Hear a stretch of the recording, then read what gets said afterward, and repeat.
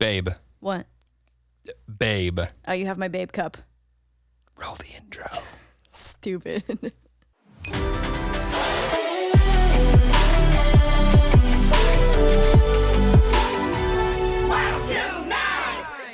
Yep, let's go home. Hey guys, what's up? It's Lauren and Jeremy. Welcome back to Are you kidding? Are you fucking kidding? I just want everyone to know that Jeremy has... I can't believe you did that, Lauren.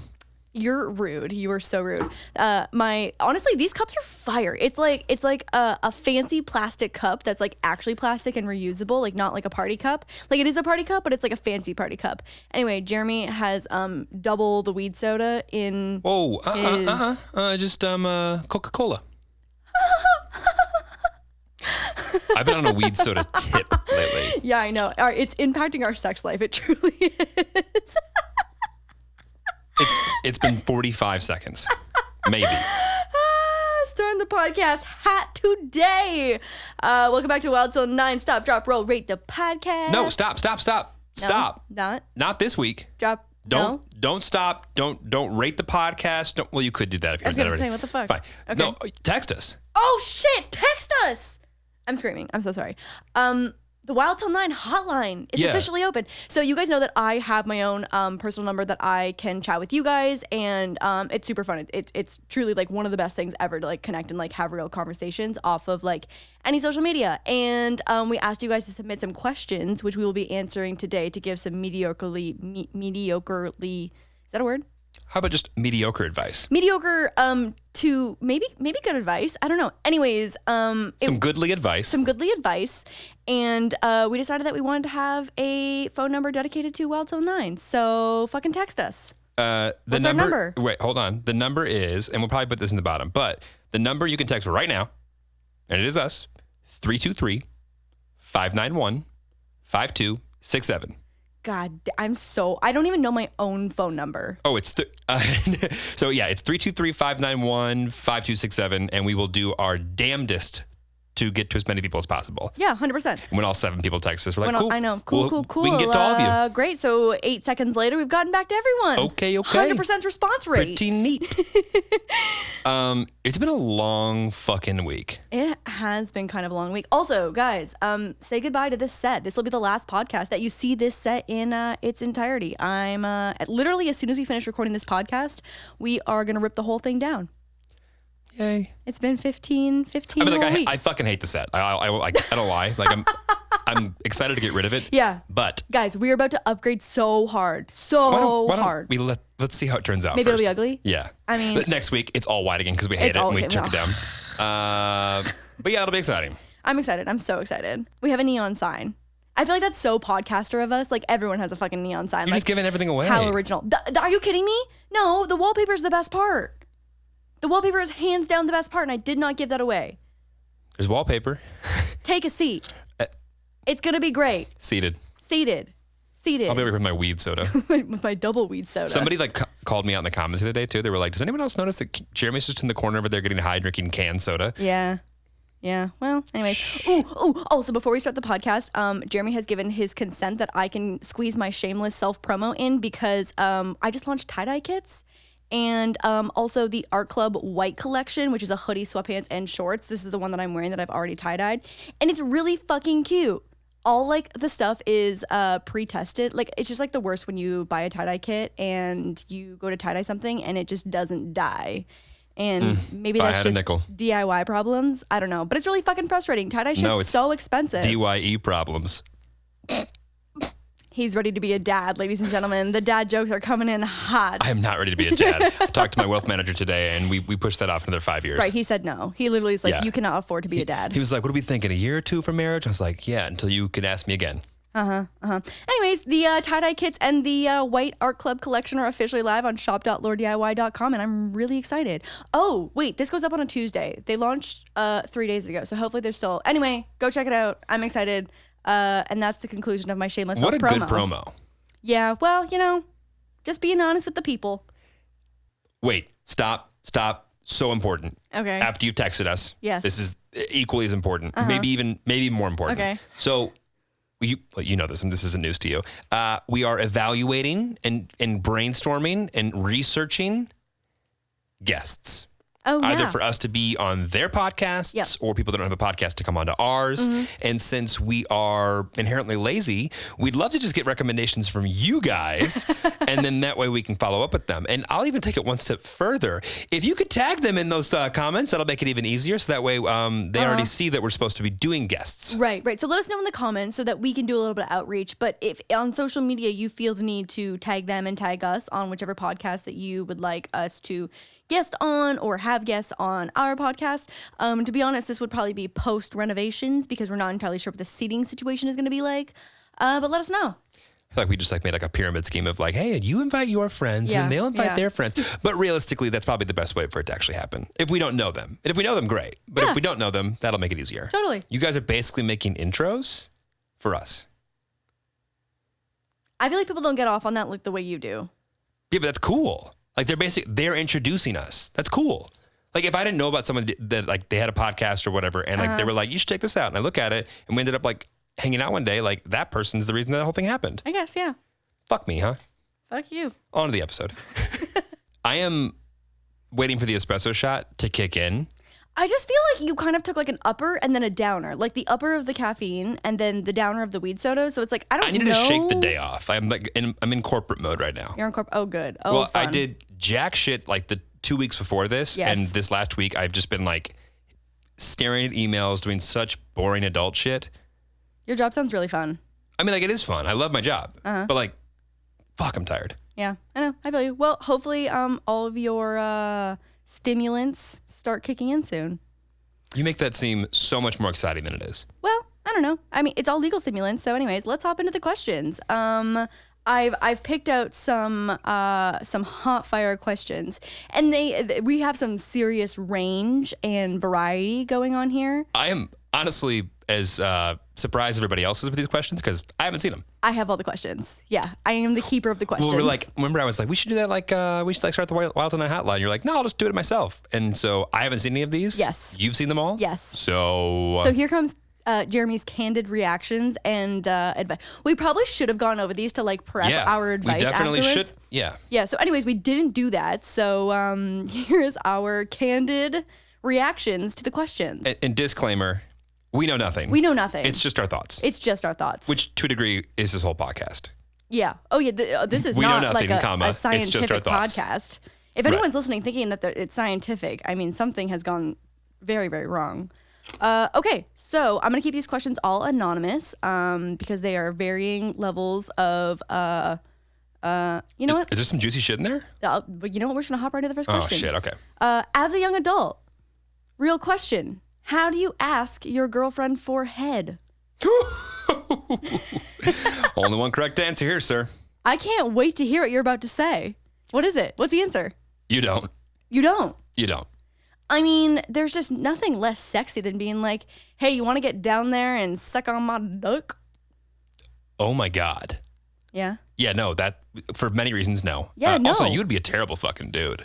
Me? Yeah. Why? Well, you want to get down there and suck on my dick? Well, that's what I said to not do. Right. Okay, how do you ask for head? Let's broaden this out to a degree of like, how do you ask for something sexually that you would like? Okay, yeah, I feel like that's relevant as well. Right, yeah. when he or she ain't doing it. Mm-hmm. Realistically, I think that's one of those things where communication-wise, it's an intimate thing to ask for. Yeah, for sure. So you can't just like at 2:30 in the afternoon be like, hey, would it be possible for me to send you a calendar invite for some for dick some sucking? coitus? Yeah, I think it's got to be one of those things where like when you're in the mood, I feel like you have to like ask her what she likes you to do.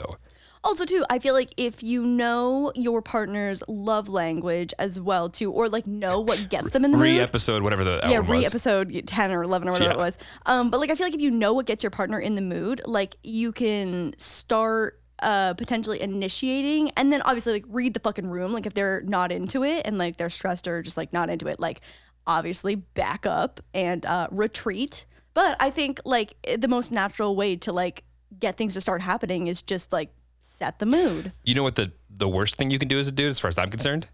Lay it on us. Is say, as opposed to like you're trying to figure out how to get some head, right? Mm-hmm. Ask her why she doesn't give you head. Bad idea. I forgot that you said that was a bad idea. I was like, yeah, it's a bad idea. Yeah, because like if you're like, hey, like why don't you give me a head? We're like, why don't you give me head anymore? I assure you, even if there wasn't a thing in her head before, now she's thinking about it. Oh, yeah, for sure. Well, yeah, once you start overthinking something, it just makes it weird and takes like the romance out of all of it.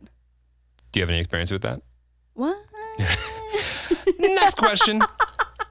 Okay, I'm gonna just swipe. So I teed that one up as like hot fire first question.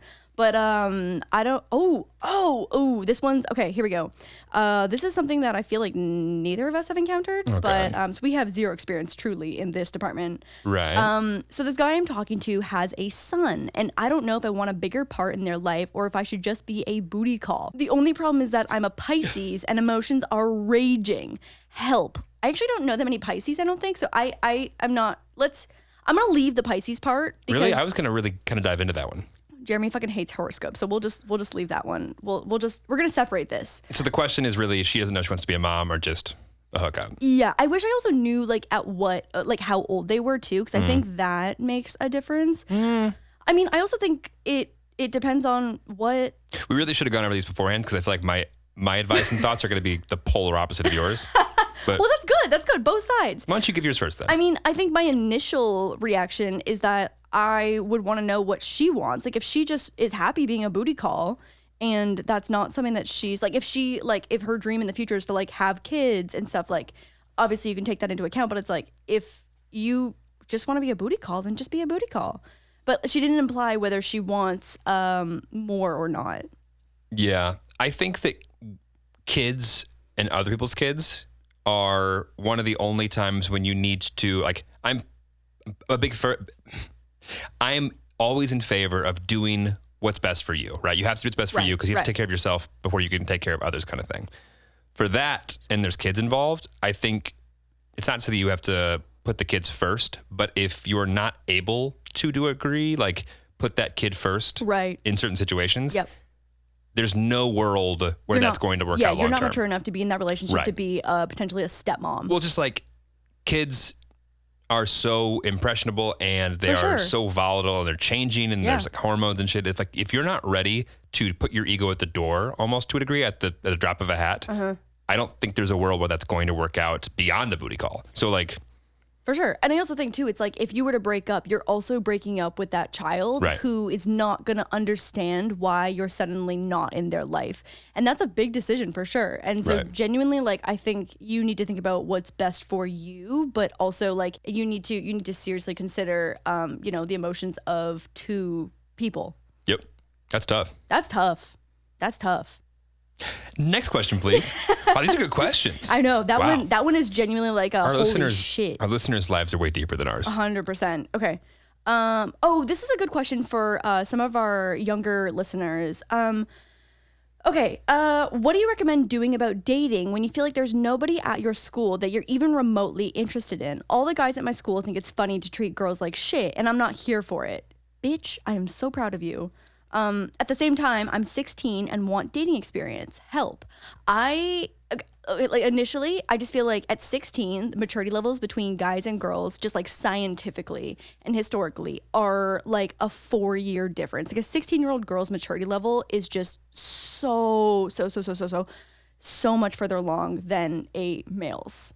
Was that sexist? I don't know. That's just like genuinely like in my experience. Male in the room would say it's probably closer to 8 years. Okay. Yeah. Okay. And I don't, here's the thing. I think that 20 is probably a good number for some girls. Could be, 1 or 2 below that. Right. I think it's more like 12 years old. I think guys hit like 14 or 15 and they regress a year or two. Yeah, for sure. And the big thing is like guys are treating girls like shit and think it's funny because that's the only thing that they're turning to as like a coping mechanism. For sure. And I also think it's like when guys treat girls like shit, it's to impress their friends, their guy friends. Totally. Like their boys. I remember, this is like the weirdest thing. I remember my girlfriend in high school. Like this is the girl that I actually liked too. I remember getting in my head or like hearing and understanding that like her dad wanted me to open doors for her, like car doors and everything for her, which is a normal request, right? But I had it in my head. I was like, I'm not going to do it because you want to do it. Right. And I had such a weird thing because it was like this like weird dick measuring contest with like her dad at 16 or 17. Right. And what's funny is the next relationship I got into, one of the biggest things that I always tried to do was open the door for my girlfriend. Right. And so you're just being like an immature little bitch. I was being an immature. I was being an immature little bitch. And this is even the girl that I liked, right? That I realized the next girl, I was like, oh shit, why wouldn't I do that? Yeah, yeah. And now to the point where like I open doors to you and you're like, just no, wait, that makes me feel awkward. Just let's get in. But yeah, I just think that guys are so fucking confused and so immature and so insecure. I mean, guys at that age, 99% of the time, will value the opinions and the emotions of their bros, their friends, their boys over a girl that they're interested in. Over everything. Right. But so what's the advice? If she's 16, I mean, I totally get it. I mean, I think personally, like if you want dating experience, I think if you stay in control of the relationships and the entanglements or the communication, whatever you're having with a guy, I think if you stay in control of what's happening and just keep your guard up, honestly, like if you know that a guy has a reputation for treating girls like shit, this might sound harsh, but just like don't be naive that they'll change for you. I mean, at 16, I think you're just thinking too much into it in general. Like, it's 16. Like, I know you want to date. No, but when you're 16, it's like everything just feels so big. Right. And like, I feel like 16-year-olds now are just like so much more mature than how we felt when we were 16. Just like the access to the internet and just like fucking TikTok alone makes 16-year-olds more mature than they ever should be. So, I mean, I think personally, I would just try and stay in control and just keep walls up until you eventually meet someone that you 110% trust. The keeping the walls thing up, I don't like that. I mean, but like, I just don't want her to get hurt. My thought would be, if it was a guy, right? Okay, let's hear it from your side. As opposed to saying keep your walls up, because keeping your walls up is the reason that guys are being dicks in the first place, and they're not letting anything be intimate or anything be genuine because they're just like, they're throwing it off before it gets to that level. To me, it's know what you want. Right. And put that first, right? If you want to date, right, understand that like there are obviously things that come with that and risks of, you know, him being a dick or going around you or whatever kind of thing. Just know what you want, and if something's happening in the situation that's getting in the way of that, just move on. Move on. Don't say put your guard up. Don't be on the defense. Yeah, I guess it's not very healthy. Just like put yourself first. Right. And understand and be aware of the fact that if something's going wrong, then just move on. I just feel like at 16, it's so easy to be convinced that like, oh, that was just one time. Like, oh, like, but they're super nice to me when this happens. You know what I mean? Like, it's... Yeah, totally, but she's looking for dating experience. So like, let her get those experiences. Yeah, I guess. You got to get hurt a few times to learn from it. Just be careful, okay? I feel protective. And I could be wrong. That's my thought. Like, I feel like people get in trouble when they like put the guard up, and then I don't know. I've had my guard up for so long, I don't know how to put it down. I guess. Okay, next question. Those are our thoughts. Yeah, those are our thoughts. Yeah. I mean, that was. There's no right or wrong answer here. Yeah, there's no right or wrong answer. Ooh, okay. What's your guys' opinion or advice on orgasms in a relationship? My boyfriend and I are still experimenting with our sex lives, but he gets discouraged sometimes because I don't orgasm frequently. But I want him to understand that it's no big deal. Like, I'm still trying to figure out how to get there, and I don't want him to feel bad, you know? I know. As a male, what do you think? It's tough. Okay. Who knows how vaginas work? Okay. I certainly don't. No, I mean, I think this is like one of like the age-old times, and realistically, I think she's honestly coming into it with a really mature mindset in the sense of she's trying to figure it out. Yeah. But the problem is, even the most secure of men, if they're, I don't know, maybe I'm just speaking from like personal experience, but like it's not to say that he might not be doing anything wrong, and she might not be doing anything wrong, but she just hasn't figured it out yet. Yeah. Time. And trust and communication. And I was going to say, communication here is the key thing. And also just like patience too. Like, it's your body. You're still learning. I would say my number one piece of advice here is for her to not ever fake it, because that'll just instill fake confidence in her boyfriend, and she'll never get there. I thought for sure your number one piece of advice was, let's look at some toy options. Oh, also look at some toy options. That's also. Yeah, but if you're 16, that's not going to work. Well, I don't think she was 16. Was she 16? Look into some toy options if you're of age. Yeah, so it doesn't say her age. So you could look at some toys and see if that's like more your speed. And your also flavor. Experiment by yourself, I think, as well. Like, learning your body by yourself, I feel like helps your partner learn as well when you know how your own body works. So I think go forth and masturbate. Go forth and hoe. Go forth and masturbate. Go forth and masturbate. Yeah, go forth and masturbate, but also don't fake it because don't fake it. Yeah, don't fake it. That's just like it's not the answer, and nothing will ever get better if you fake the O. Yeah. Next question. Are we allowed to have favorite sponsors? Hypothetically, I feel like yes. Contractually, I feel like no. Well, in that case, Blue Box are not my favorite new product that has changed my day-to-day health. It kind of sounds like you're saying that they are your favorites. Well, those are your words, not mine. But in case you've forgotten, Blue Box glasses protect your eyes from harmful blue light that come from phones, TVs, and other devices we use every day. I will say I'm equally as impressed by their science-based technology, but equally impressive cute designs. Plus, their website is easy to use and shipping was super fast. Right. Anything else exciting and impressive about Blue Box glasses? Are you looking for a compliment on how you look at them every time? Certainly not, but maybe just one more this time. This is really like the 6th time you asked for this compliment. Just maybe just this one more time. Well, Jeremy continues to look good in them. Could we do that again, just maybe with a little bit more Jeremy energy? continues to look really good in them. Get your energy back, sleep better, and block out the unhealthy effects of blue light with Blue Box. I will say, my headache's gone. It really is kind of crazy. Sorry. Anyway, so go to Blue Box today and get free shipping worldwide and 15% off with code WILD. That's BLUBLOX.com and use code WILD for 15% off. Babe, have you noticed I've remembered to take my Cara vitamins every day this week without you having to remind me? I have noticed that, actually. I'm very proud of you. And now if we can just get you to start picking up those shoes out of the entryway. Okay, well, let's not be greedy. One step at a time.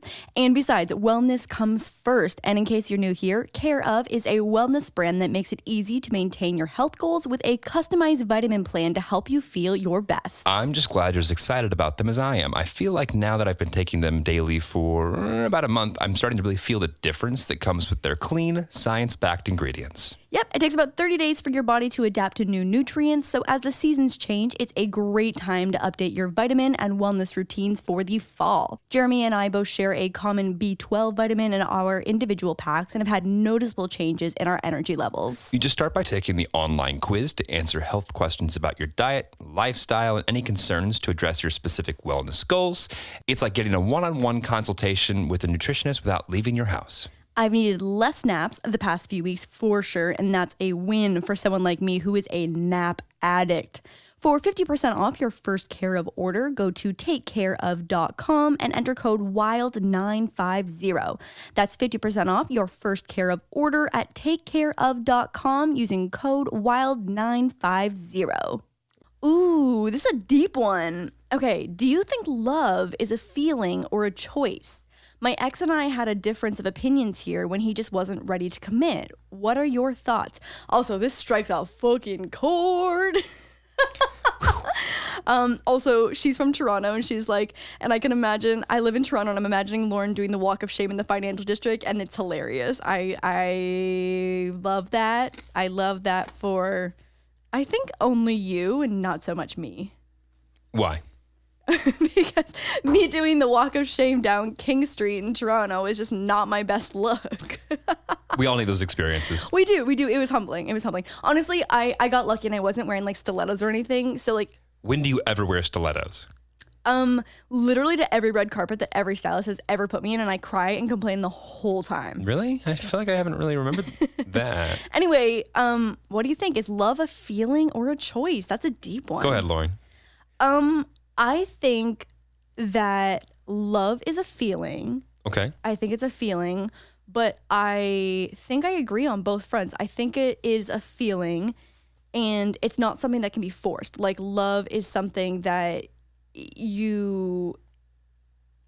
what's love? This is hard. I think love is a feeling. It's an emotion and it's super powerful, but I do also think that you make conscious choices every day to make sure your love is still there and still healthy. Like, I think that there are a whole list of things you could do that would work against your love in your relationship. You know what I mean? Like, I mean, just like the most broad and simple example is like cheating. That's a decision that will be destructive against love. And that's something that you consciously do. So I think that there are lots of choices involved that directly impact your love. Yeah. What do you think? I mean, love is challenging. The thing that comes to mind in terms of like, is it a choice or is it a feeling kind of thing, is not to get too deep on it, but like in the English language, no, but realistically in the English language, we have love. And like the way that you love your mother is the same way that you love your partner, right? Whereas like in Latin, they have a word called agape, which is more like an ever-flowing and much like a different type of love. I think they have like 12 different words for fucking love. I mean, there's so many different types of love. Yeah. But like the piece of being is like in the way that we view love, at least the way that I view love, is the last thing from a choice.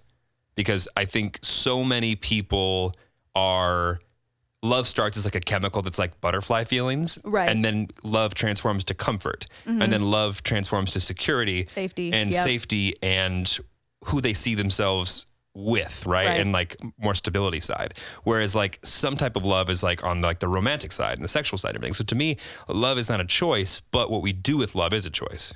Right. Yeah, no, I totally agree. I fully agree. Like, I think it almost sounds like if I was going to make like my best guess of what their scenario was, it sounds like they probably fell in love and then he fell out of love. And she's like, well, you're choosing to not love me. I don't know if it's a fell out of love as much as it is like where she sees herself going in love with him, he might not want to commit to. Right. On the same That's path. why I say what you do with that love. Yeah. Are you willing to put it on the back burner and say, well, once I'm ready kind of thing, or are you ready to just dive in? Right. And I mean, I had a similar experience where it was like, well, if you love me, why aren't you ready to commit? So I totally understand where she's coming from because it felt like a choice. It fully felt like a choice. Right. Like if you're not ready to commit in this next step, like that's a choice. That's a choice that you're making. And obviously our love is not strong enough for you to make that choice. And that's how I felt. And that's too deep. Lauren. Unhealthy. Unhealthy for sure. Unhealthy.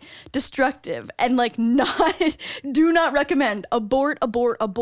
But I think if she's in this, I mean, they've already broken up. So I think that genuinely that was the right decision. Personally, like if there's a commitment issue, I think that is a series of choices. And that's one that they need to make, not you. Right. Exactly. Wow, these are deep as fuck. These are deep as fuck. Ooh, okay. I feel like I say ooh before every question. Ooh, it's a good one. I have been seeing my significant other for 1.5 years, and while sometimes we have lots of fun together, there are other times that I tell myself I deserve better.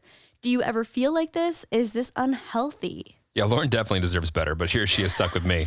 And we've got like 40 more episodes that we owe the network, so we have to stay together.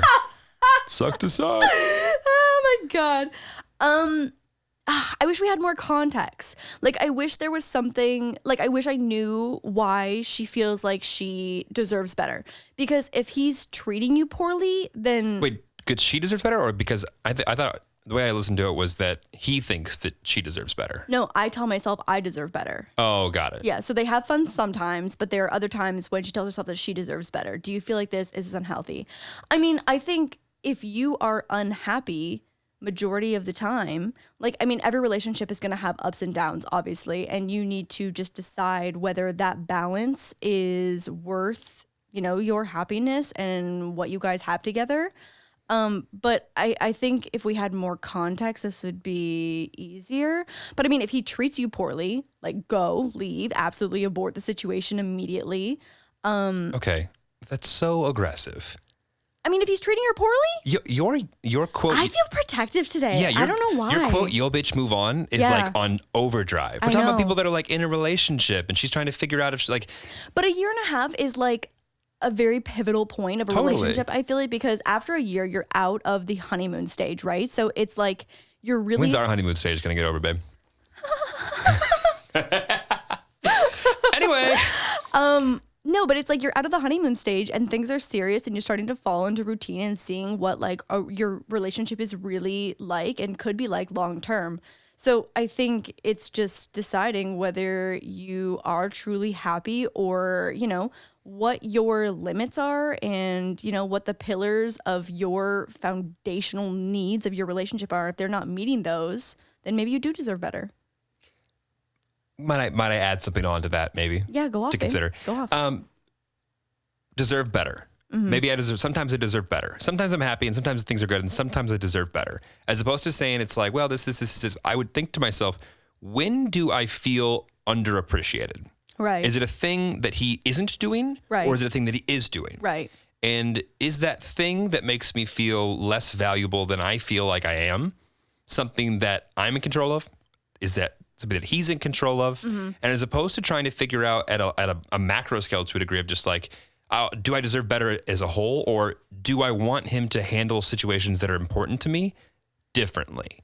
And try it in a micro sense. To me, it's like if there's a thing that I do or that you do that's important, that makes you happy or sad, I would want us to have a conversation about like how I approach that or vice versa and see if I can remember to do that. It's like how I am so conscious about when I drink from a recyclable water bottle.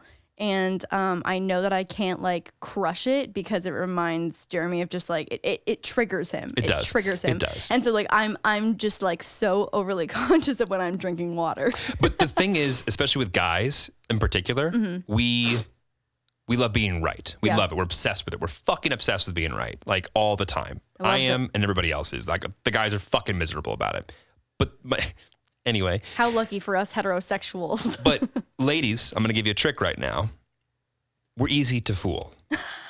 And now I don't want you going faking orgasms, but if you give us a task, right? A thing that would make you feel better and you make us think that we are in control, like would it be impossible if you did this, right? Or would it like, could you try and like snake this in? And every time he got that right, it's almost like you make sure he understands that like you noticed he won that, he did it right or whatever.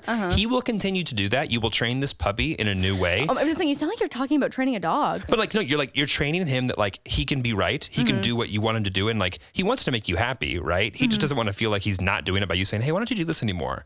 As opposed to like, I remember the other day how happy that this used to make me. Right. And then when he does it, make sure you notice and that he does it. And he thinks it's his idea. Exactly. He thinks it's his idea. Yeah.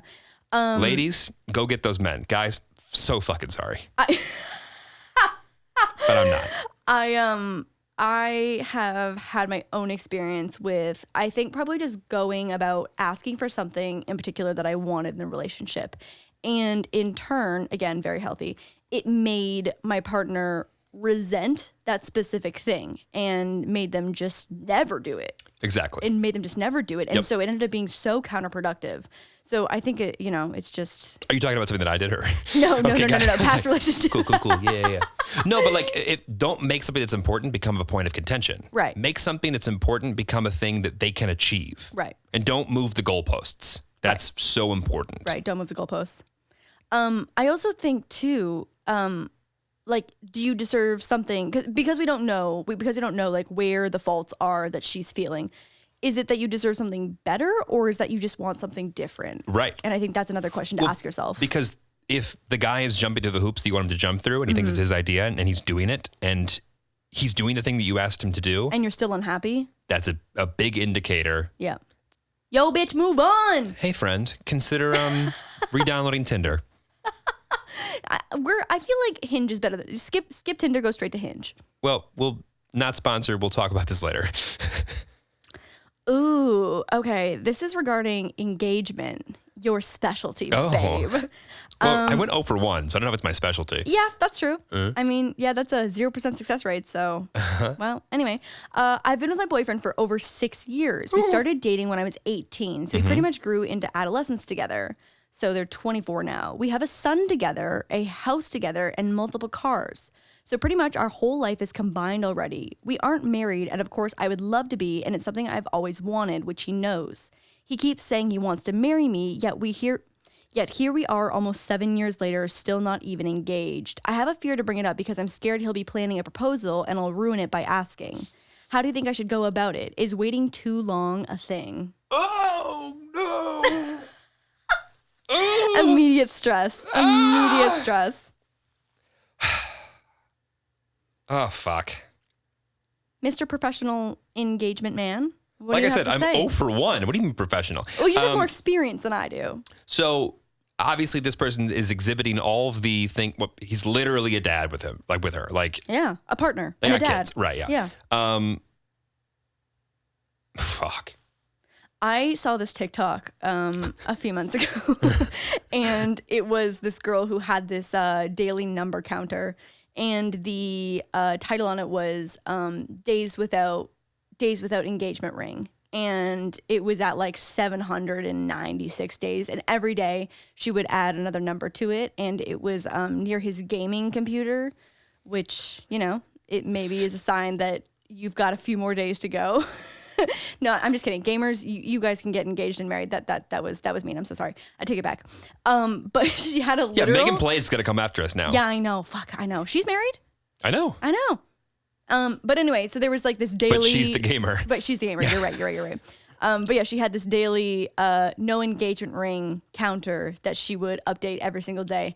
And I just feel as if the energy that thing Remember that thing we were talking about? How we made something that was important more of like, well, I'm not going to fucking do that now? Yeah. That's how the TikTok felt. That is how I wasn't even in the room, and I could read the energy of that TikTok, and it was not going in the engagement's favor. Yeah, no. That guy's going to stay right where he is. Right. So what should she do? That's tough because communication is so important on that side. Realistically, I think she needs to figure out how to. I don't even because there's so much here and they have so much history. Right. But they are 24. Right. Also, congrats on having a kid in a house and all these things by 24. Cars, multiple cars. Yeah. There's a lot of 44-year-olds out there that have not figured that shit out. Yeah. I mean, that's the communication piece, and you've got to meet him in that zone that he's comfortable. Mm-hmm. And I guess I would worry less about you ruining a surprise, because at the end of the day, it's not to say the surprise isn't important, but like, you don't want a surprise. You want to be married, and you're not going to ruin the surprise anyway. But even if that, like, your worry is there, you want to get married. Right. So I think the conversation around like what's best for you and what you want for your kid in the communication style you think he's most comfortable with is probably your best bet. But I don't even want to say anything more than that because that's so loaded. That's tricky. That's tricky. Yeah. I mean, I think the other like stress point there is like, obviously we don't know what their financial situation is. So it's like, if you are, supporting a family as well, I'm sure your finances are tied up in multiple places. So it's like, does he have an engagement ring fund? Like, maybe that is just like not a priority. Yeah, but she said she wants to be married. Right. But still, like, weddings obviously still cost a little bit of money. Yeah, but like, if she's more excited about just being married, then they might just elope. Yeah, but maybe she wants like the surprise engagement and stuff too. You know what I mean? Like, we don't know. When she's like, I want to be married, she wants. Yeah. Okay, got it. She might just want the full package. Could you write back with a little more context? Yeah, we need more context. We need more context. Yeah. Uh-huh. But I mean, like, their finances are already going in so many different directions that maybe he's like, well, my priority is putting food on the table for my family and paying the bills. Right. And guys get into that mindset very easily. For sure. It's like, because they want to be able to provide. Yeah. So it's like, I don't want to play devil's advocate because, like, yes, girl, I want you to get married, have your dream wedding. But wow, that was very realistic of you, Lauren. What? This whole like this provider movement. This doesn't apply to you. I just want you to know that. No, you're providing for me. Right. Yeah. This is fantastic. Yeah.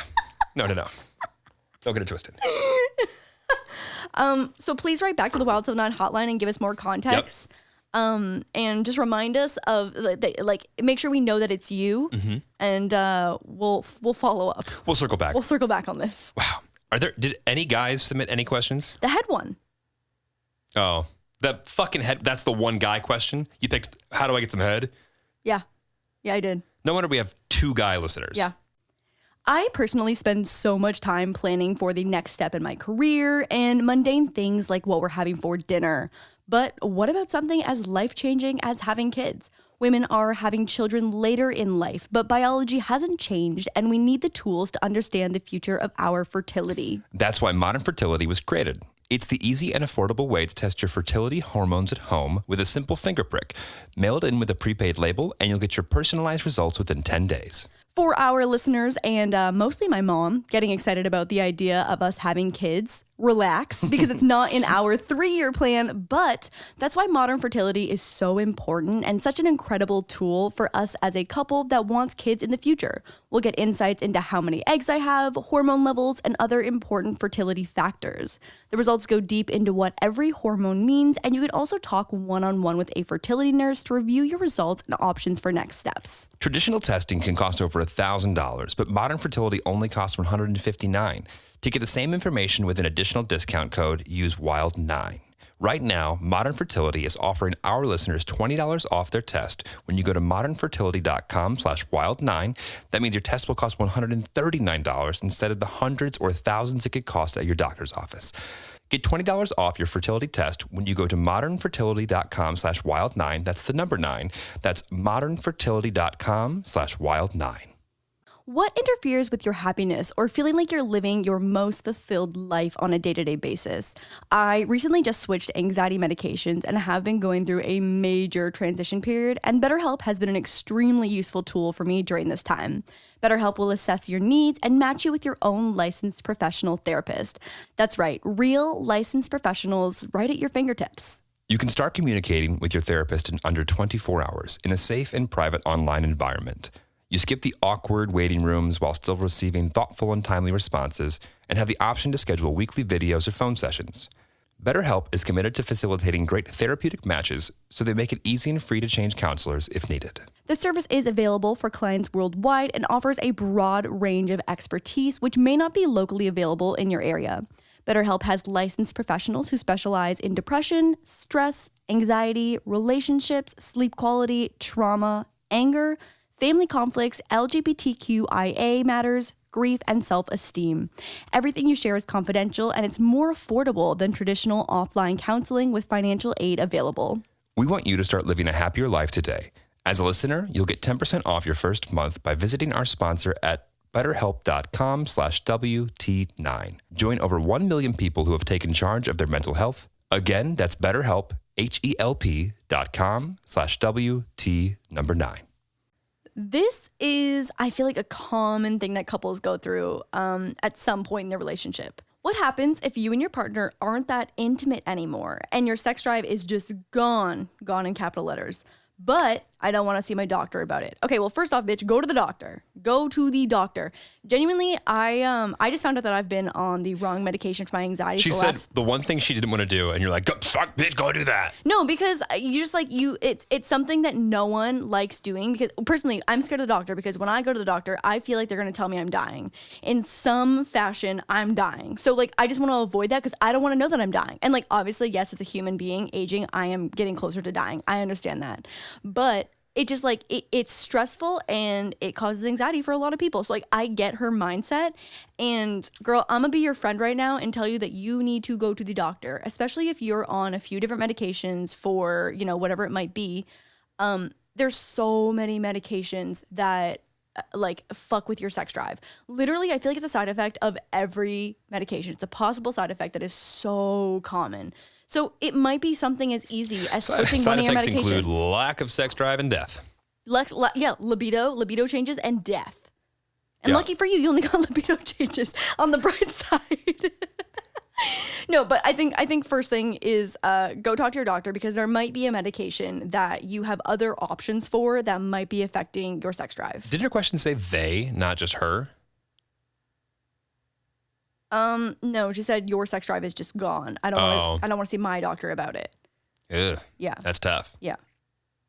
But also, I mean, even if she's not on any medications, that's like, I feel like your sex drive is also a reflection of like your stress levels and your general happiness and how busy you are. Like literally there's so many factors that weigh into it. And also, is your sex drive just gone towards your partner? Mm-hmm. Are you getting turned on by other things? Mm-hmm. Is it, maybe you've just lost a little bit of energy in the relationship that needs to be spurred up in specific ways? Right. Honestly, like as non-romantic as this sounds, maybe you guys have to just try and make an effort to not schedule, but just be mindful that you have a goal of having sex once a week, once every other week. I think the goal makes it seem like it's something you have to do, whereas scheduling sex to a degree is not necessarily about your scheduling sex. It's like what's leading up to sex. Please elaborate. Well, to me, it's like even if you have like a date night in, right?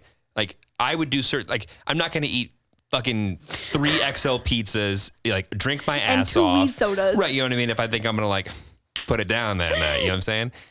Put it down. But you know what I mean? Like what you're doing, like for us, like I feel like we order certain things, like we'll watch a movie or go to like to the hot tub. Yeah, or like there's certain things that I feel like warm you up to having potentially better sex as opposed to Right. like some random shit. It's not to say that you couldn't just like get horny out in public and hit it in the bathroom. You could, but that's probably not going to be what's happening if your sex drive's kind of on the down low anyway. Right. Yeah. Yeah. So maybe it's more just like scheduling the pre-activity that could lead to sex. Exactly. Yes, there it is. And then even if it doesn't lead to being intimate, maybe you guys still had a great night and you still feel fulfilled. I feel like She said she wants to get some dick. I mean, yeah, get your dick, girl. Get that dick.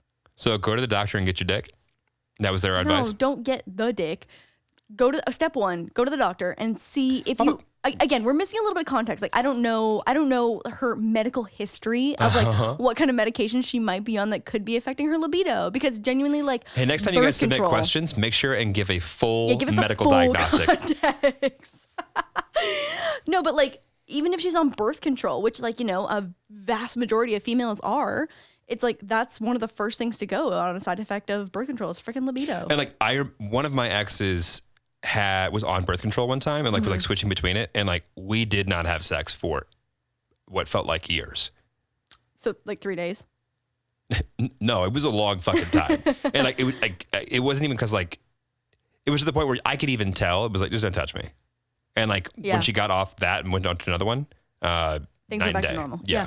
I mean, it's just so crazy how it affects you like that. And sometimes you don't even notice. You just like gradually are like, oh, we haven't had sex in 2 weeks. Like, oh shit. Go to your doctor. I know it's scary. I know that it's anxiety causing, invoking, but please just go. I know it's pretty vague, but how do you know if someone is the right person for you? Do you know right away or does it take time? When you know, you know. Yeah. Yeah. How do you know the right person? I don't think there's like a magic switch at all. What do you mean? To me, like the right person, as we both have said, I think there's many right persons out there. Yeah. Let's just hope you come into contact with one at the right point in time and they're not currently having sex with another person. Right. To me, it's like... Oh, yeah? Yeah, is that what it's like? You go then. I mean, I don't know. I just think that like... Jeremy and I both don't believe in a single one soulmate. And I think besides each other, except right, yes. But no, like we both are on the same page there. I think there are many people that you will come in contact with that you are compatible with. I think it's highly dependent on what stage of your life you're in, like what your environment is like. Like there's so many factors. But I think if it feels right, it feels healthy, and you feel in your gut that things are going well and there's no major red flags, then I would say pursue it. I don't think there's necessarily like any kind of, magic fucking sprinkle of glitter that comes down from the sky when you meet like your person.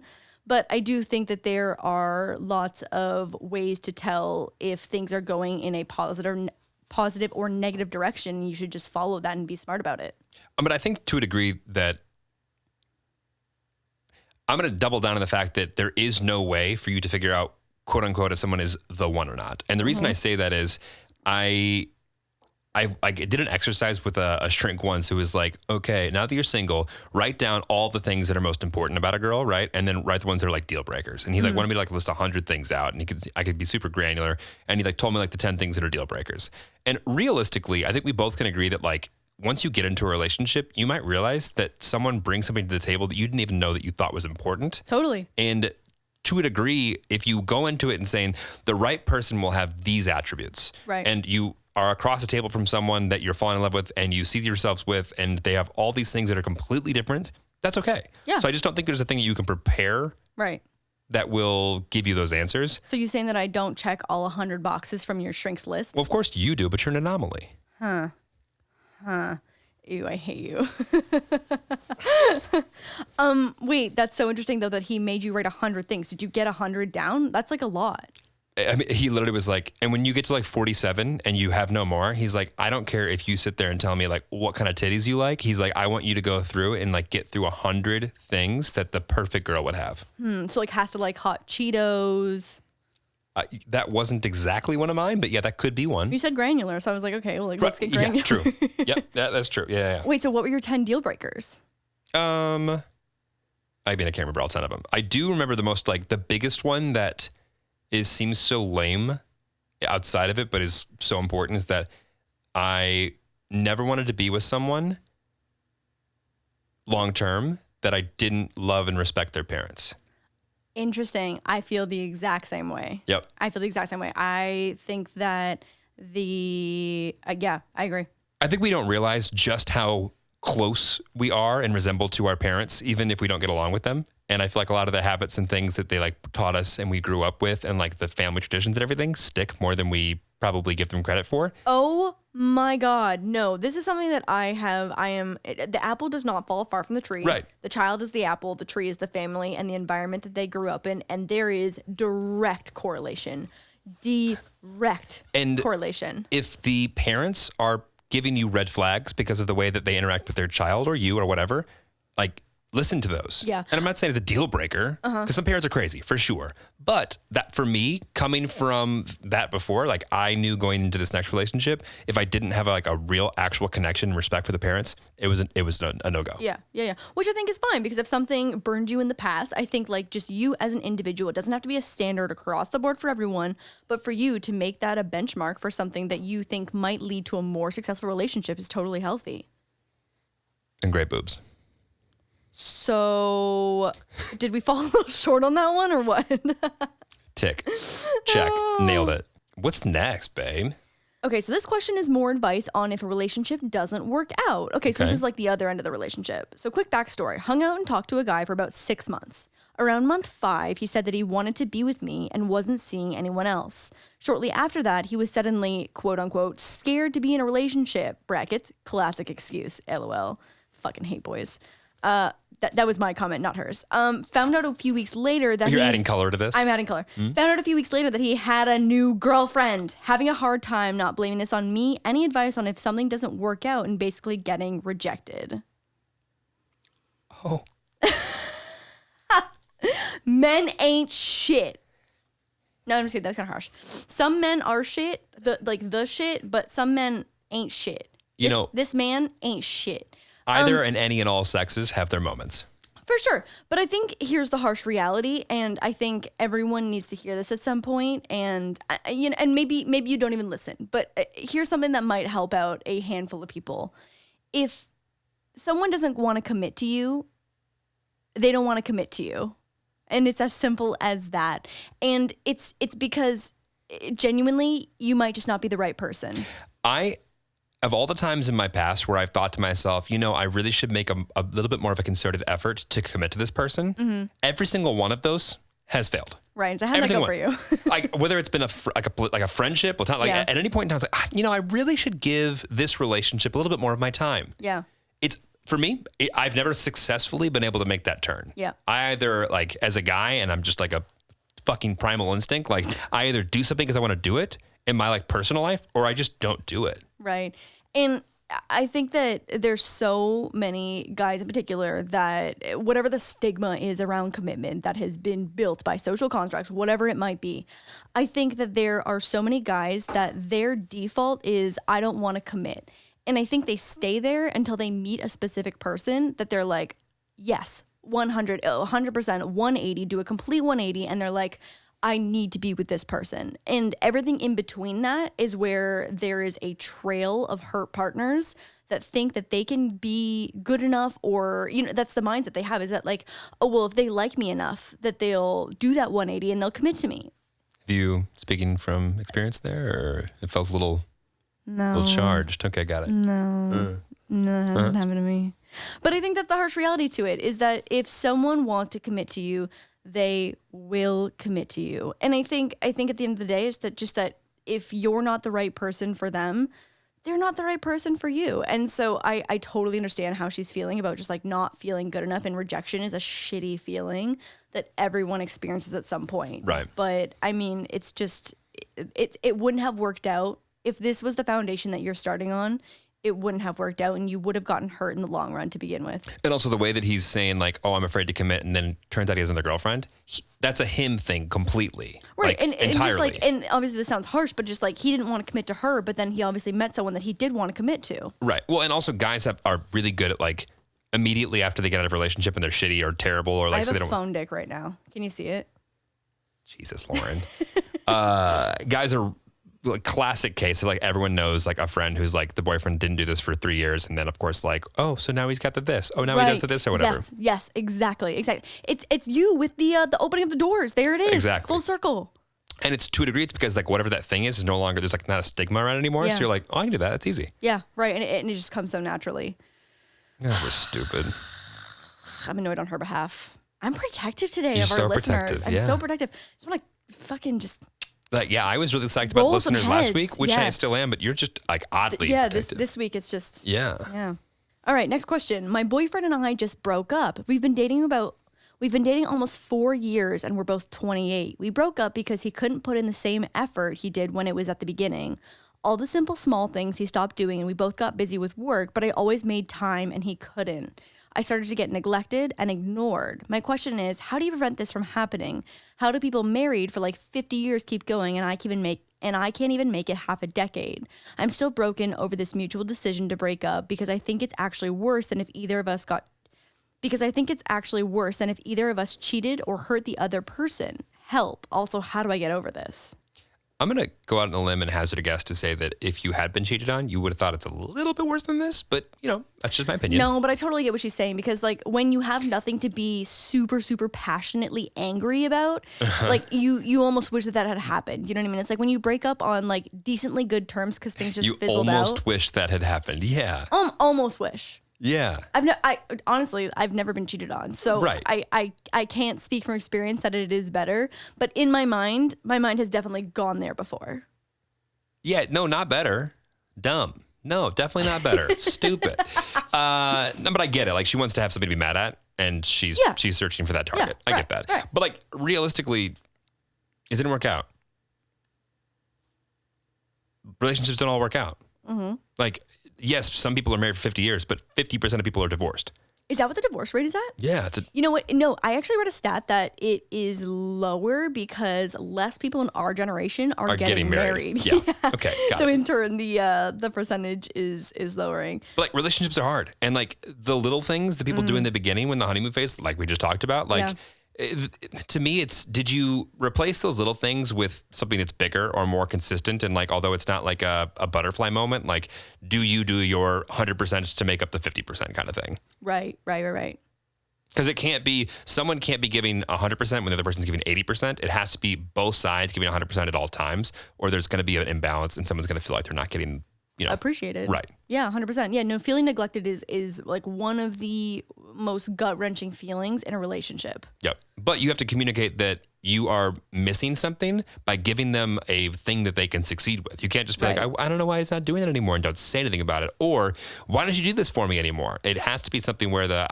you present in a good form of communication, a way for them to succeed. Right. I mean, I do think it's hard though, because I think like when things do get really busy, sometimes like you're stuck in your own head, or if your mental health declines. So I think that there are definitely times where things go 90, 100, 190, you know what I mean? 80, 100. But I mean, the intention for the majority of the relationship should be 100 and 100. Totally. But like, let's say your mental health does deteriorate or whatever. You go through like a rough patch at work or in family and everything. Yeah. Like the point is not like that you have to be 100% on all sides.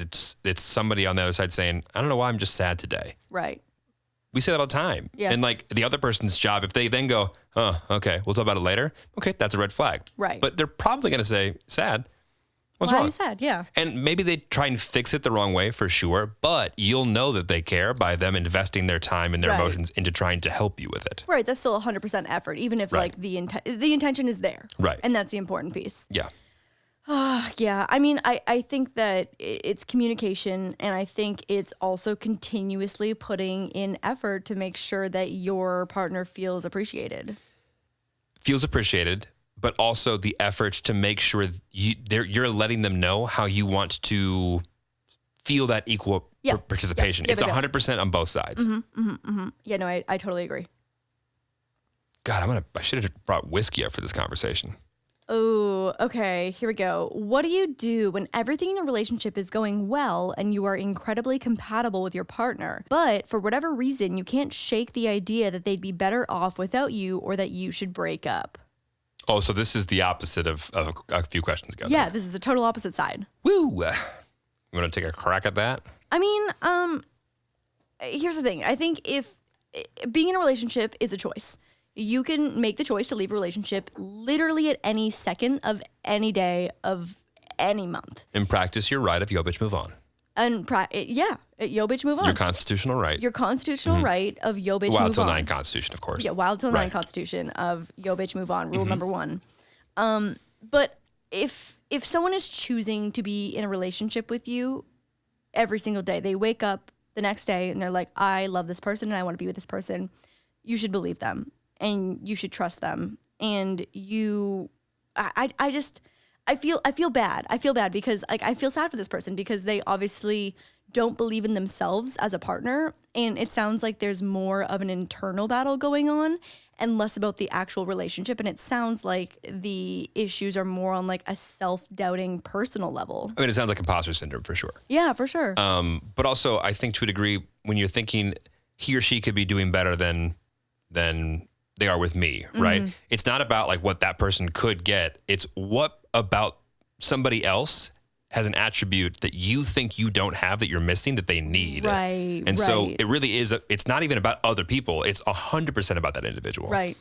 Ugh, I know. I feel sad for that person because it's like you need to just believe in yourself and, you know, be confident in your relationship. Because I think that attitude, although I totally understand sometimes you just can't help feeling that way, I think that could lead to destructive behavior in the relationship. And I think there's also an element of communication. Like if there is a reason why you feel like that, if you feel like they're unhappy, like maybe there's something on the partner side that's provoking that. Like obviously, again, we don't have the full picture and the full context here. But if there's something that needs to be discussed because your partner is doing something that provokes that emotion, then that's a different story. Right. I mean, personally, Lauren could definitely do better without me, but for whatever reason she doesn't, so I'm not going to fucking push her on it. Right, so Jeremy's just grateful and just wakes up every day. Her problem, not mine, my game. Fuck.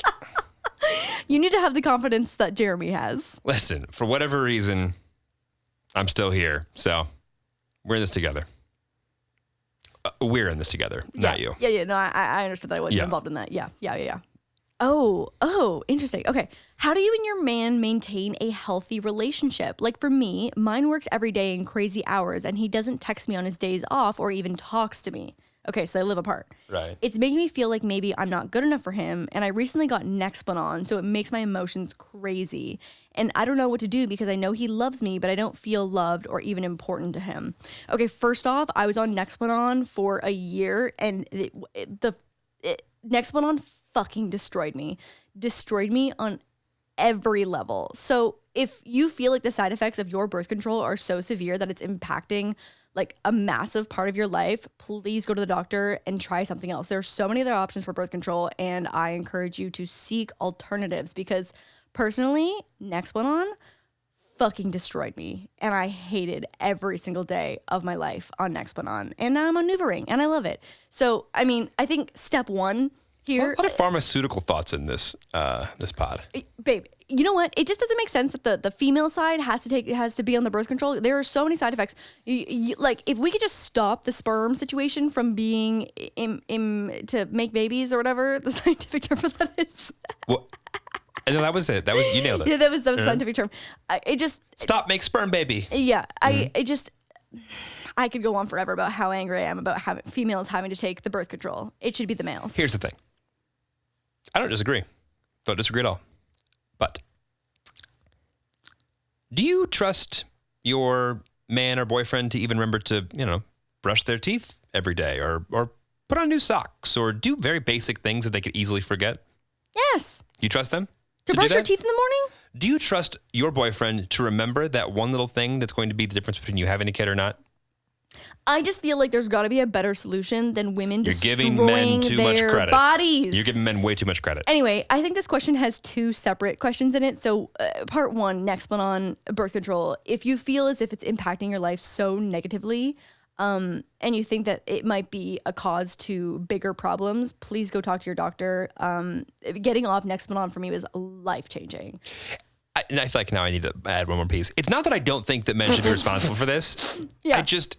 I know too many men who would fuck this up so quickly. Totally. But like if we were in a trusting relationship as we are now, like does it make more sense for you to be. Oh, yes. I am for sure better at remembering things like that. Like, if you shot doubt. blanks, that would be great. I mean, we could do that. We could do that. But I'm good at remembering pills. Yes, right. So in this relationship, it works. Maybe not for everyone. Okay, let's go back to the question. We're off topic now. So that was part one. I knew next one I was going to get you heated. Oh, fuck it. That thing just literally destroyed my life. Like, destroyed my life. Okay, so I feel as if it's a common scenario where in a heterosexual relationship, the female wants more communication than the male. It's something that I've experienced, and it is so insanely frustrating because you feel as if you're not a priority. So I understand where she's coming from. So if he works crazy hours and then on his days off still doesn't talk to her, like, that's kind of a red flag to me, honestly. Like, if he knows, like, okay, so if my boyfriend, if you worked crazy hours Monday through Friday, I would set my expectations that, like, I'll hear from you when I hear from you because I know that you're busy. And then on your day off, like, I would assume that I would be a priority because I took a back burner for the entire week for the sake of our relationship and the sake of, like, the communication.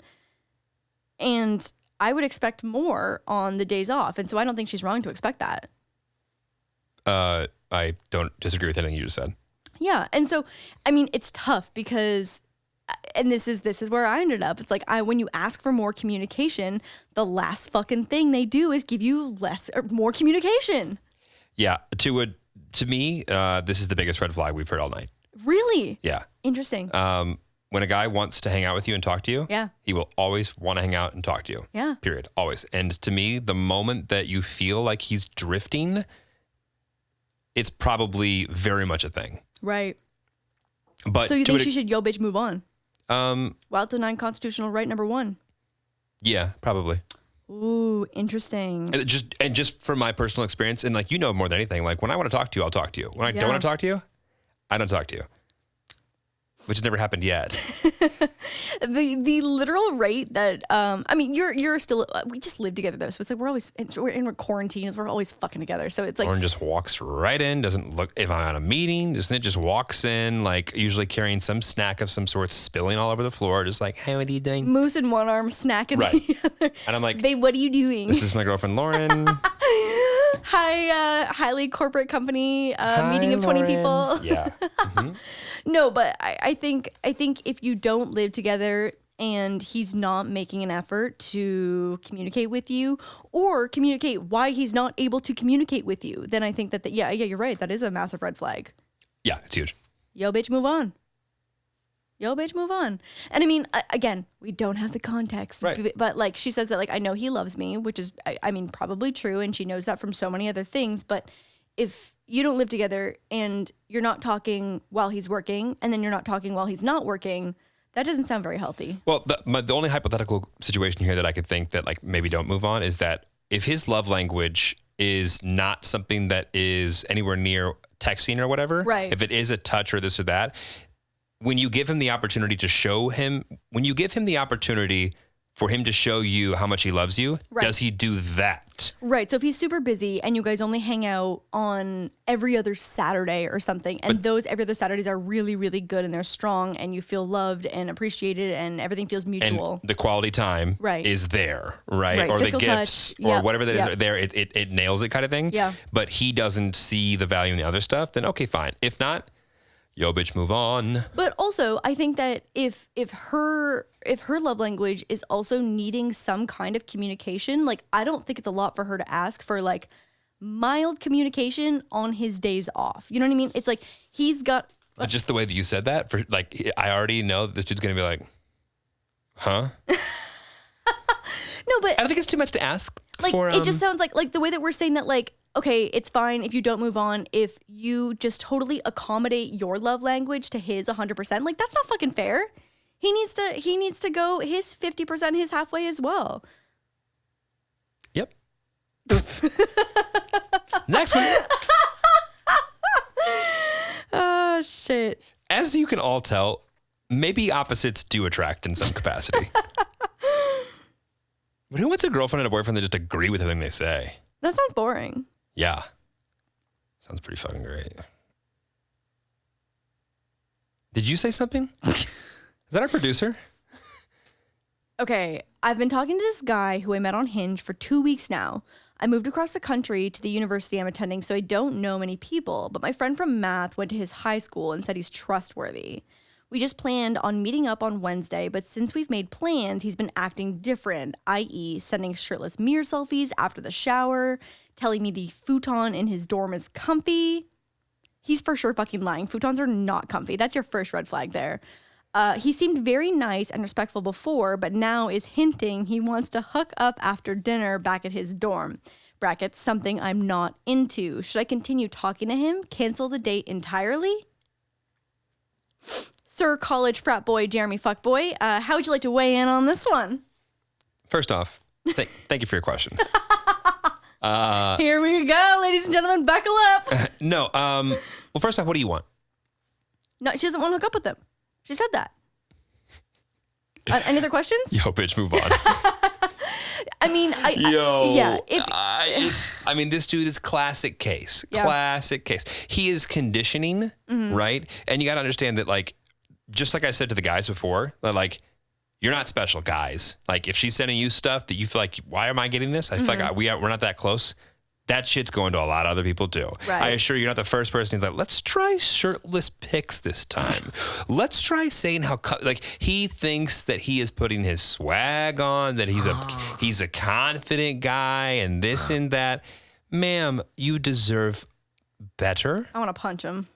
Move on. Yeah. And here's the problem is that college, everyone's going into it with a different expectation of what they want their experience to be. And so he probably went to college for freshman year being like, yo, I'm about to fuck bitches. You know what I mean? And like, that's his mindset. And he's like, yo, I'm gonna drop my comfy futon line on everyone and see how it goes. But, and it might just be that, right? Yeah. That being said, he might be thinking that because in high school, he didn't have friends and he felt like he was a loser and he doesn't want to be the person that he was and he's trying to get away from that. Or he could have been a fuck god in high school. We don't know. Or he could have been a fuck god. Who knows? But the point is, I think when he's doing these things that you are questioning why he's doing his intentions or whatever, you're probably right. But if you are interested in like playing this out and seeing how it goes, I would quite literally ask him why it is that he asked that question. And when he says, my futon's really comfortable, I would literally just say, your futon's comfortable? ? Sends a shirtless pic. I would literally just let that sit there. And his response to follow up to any of those things when he feels like you're not getting his message will be his real message. Yeah, I guess. Labeling a mirroring, you know what? I just feel like a freshman college boy who's saying that his futon is comfy is going to hit her with an unsolicited dick pic next. Right, but I'm saying is if he sent my futon is comfy, first off, I'd say go fuck yourself, you stupid. No futon has ever been comfy, one. Yeah, but two, if you literally said, if you said that to me and I said, your futon is comfy, ? You would explain yourself more. Yeah, you would. And if you go down the path of like, yeah, like if we were going to be like, why are we talking about what we're going to sit on? And he's either going to go, yeah, I was douchey for that. Or, well, I was thinking because that's where we're going to do, like, you know what I mean? Like he's going to elaborate and show his true colors. And it's going to go one way or the other. Right. Yeah. Once again, ladies, let him think he's in control. But whole time, you're in control. Yeah, you're in control. Sorry, guys. Yeah. Just exposing all of the men out there. I love it. Using some salesman tactics for good. Yeah. Wow. Seriously. I should write a book. Sales for good. Sales for good. Sales for good dick. Yo, I need like a hot bath and a whiskey to just like, I feel like I'm taking all the stress from these people. Yeah. And I'm like putting it into my body and I'm like, oh God. I feel a little angry, to be honest. Like my most prominent, dominant emotion right now is angry. And that was prominent, dominant. Prominent, dominant emotion. My stripper name. Prominent, dominant. That was funny, babe. Fucking shit. Prominent, dominant. Fucking shit. That threw me off what I was going to say. I can't remember now. No, my emotion is that I'm feeling protective and a little angry, to be honest. Make sure and text us. Text us. Let us know in the comments who you'd like to see us guest on their podcast or have on our podcast as guests. What podcast has this been? Ooh. You know what? I've been really busy. I've been only listening to The Girls' Bathroom, to be honest. Okay. Have we already done that one? Yeah. Okay, got it. This has been... This is you. Ooh, snacks. This has been the Snacks podcast. We already did snacks. It has been a long time. It's been snacks. I'm Jack. I'm Nick. Bye.